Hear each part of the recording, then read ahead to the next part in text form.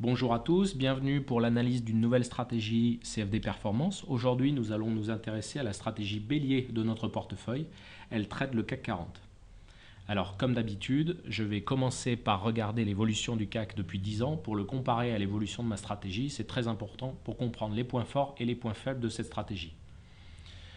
Ici, donc depuis 10 ans, le graphique montre une hausse soutenue jusqu'en 2007, puis l'accident des subprimes 2007-2008 et début 2009, un rebond technique très violent avec la même vitesse que le marché précédent, une phase de transition horizontale sur laquelle le marché n'a pas fait grand-chose, un nouvel accident à l'été 2011, et depuis nous sommes dans un marché haussier qui a comme caractéristique d'avoir de moins en moins de volatilité, des présences de tendances très peu fréquentes et beaucoup plus de hasard que d'habitude.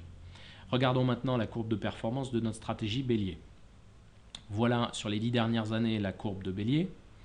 Donc on a deux périodes assez emblématiques. Avant 2010, donc qui est la période phase des systèmes de trading dans lequel il était beaucoup plus facile de faire de l'argent. Le marché avait une volatilité plus importante, on avait des mouvements beaucoup plus intéressants et surtout des tendances qui se prolongeaient beaucoup plus durablement. Depuis ces dernières années, on a une présence beaucoup plus importante du trading à haute fréquence qui a limité la volatilité du marché et les mouvements en tendance. Donc on a une stratégie qui est un petit peu plus en difficulté depuis 2010, mais qui continue de performer sans aucun problème sur le long terme. On va maintenant faire la différence entre les signaux à la hausse et les signaux à la baisse. Donc c'est une stratégie qui est beaucoup plus forte à la hausse qu'à la baisse. Donc bien évidemment, quand le marché était clairement haussier, elle a gagné pas mal d'argent. Maintenant, si vous vous rappelez, ici, dans cette période-là, on a une période qui est fortement baissière. On s'aperçoit que malgré tout, dans ce contexte, la stratégie a été relativement performante, puisque c'est cette période qui se termine ici. Et sans surprise, depuis qu'on a une volatilité moindre sur le marché, c'est un petit peu plus compliqué pour cette stratégie. Maintenant, on va passer sur les signaux à la baisse, les signaux short. C'est l'inverse de ce que nous venons de voir, c'est-à-dire que historiquement, elle a toujours été capable de faire des gains, même quand le marché montait jusqu'en 2007. Bien évidemment, quand le marché a accéléré avec la crise des subprimes, elle a beaucoup gagné. Et dans la période de transition, c'était pas mal non plus. Et puis depuis, elle commence à rebaisser un petit peu. Mais ça, c'est normal puisqu'on a un marché qui est essentiellement haussier. Donc bien évidemment, la stratégie sur son côté faible a des performances moindres. Donc on reprend la courbe générale. Voilà. C'est une stratégie qui est également très intéressante parce qu'elle passe qu'un tiers du temps dans le marché. On l'a ici. Et ça, c'est des stratégies qui m'intéressent pas mal. Je préfère avoir une stratégie qui rapporte moins d'argent, mais qui est plus régulière et qui passe moins de temps dans le marché parce que ça monopolise moins de mes capitaux. Passons maintenant sur le total trade pour voir le comportement au niveau des trades. Donc on a deux comportements très différents en long et en short. On a des longs avec 60% de taux de réussite qui sont probablement, on va le constater après, des trades en contre-tendance, alors qu'en short, on a des trades en tendance, donc c'est un mix assez intéressant, avec bien évidemment des caractéristiques qui sont très symptomatiques de ces deux types de trading.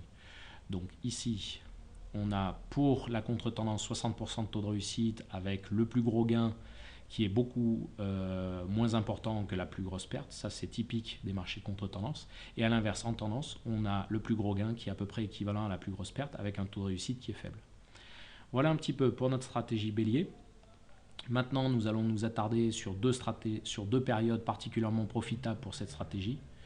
Donc, par exemple, ici, voilà. Hop. Donc, je vais compresser un peu le graphique pour y voir plus clair. Je vais reprendre la période, c'était ici, voilà. Donc ici, comme on l'a dit, c'est essentiellement une stratégie de contre-tendance en long, donc on le voit bien ici, une baisse avec un achat sur les points bas pour accompagner le rebond. C'est la même chose ici, une baisse pour accompagner un rebond. De nouveau, un mouvement de baisse pour accompagner un rebond. Alors ça ne marche pas sur ce signal, mais ça marche très bien ici. En revanche, ici, on voit le principal défaut des stratégies de contre-tendance, c'est-à-dire que quand le marché commence à baisser, elle achète assez tôt dans le mouvement de baisse, et bien évidemment, si la baisse se poursuit, c'est une perte qu'il va avoir derrière. En revanche, sur les marchés short, on constate ici qu'on a des shorts qui sont très courts, avec des stops extrêmement brefs, alors des positions qui font moins d'une demi-journée.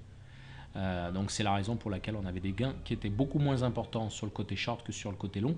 Mais ce qui est très intéressant, c'est qu'on a une stratégie qui se marie très bien des deux côtés. Donc ici, typiquement, les défauts et les qualités d'une stratégie de contre-tendance, c'est-à-dire que quand ça achète sur un accès de faiblesse et que le marché rebondit, on gagne beaucoup d'argent, c'est le cas ici. Faiblesse et un rebond, on gagne de l'argent.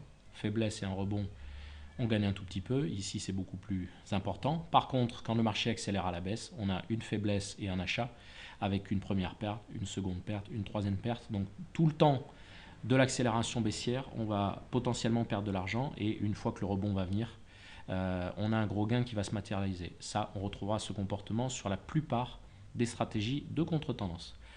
Voilà les points forts et les points faibles de notre stratégie bélier. On constate que depuis 6 à 7 mois, comme pour beaucoup de stratégies, c'est plus compliqué. Tout simplement parce qu'on a un marché qui n'est ni en tendance ni en contre-tendance. On l'a observé sur beaucoup de stratégies avec beaucoup plus de bruit. Donc c'est une stratégie qui pour l'instant a une période de pause. Maintenant on a déjà vécu ça ici. Et c'est la règle, vous le savez, pour toutes les stratégies. Ce n'est pas la peine d'attendre des gains permanents et des gains chaque mois. C'est ce qui va se passer entre les deux qui fait le cumul à long terme. Et donc, c'est la raison pour laquelle, quand on branche une stratégie, il faut la laisser brancher sur le long terme et ne pas s'intéresser de trop près aux performances chaque jour ou chaque semaine. Sinon, on va mal le vivre psychologiquement et ça devient un exercice difficile. Voilà, merci beaucoup pour votre attention sur cette stratégie bélier et à bientôt pour une nouvelle stratégie.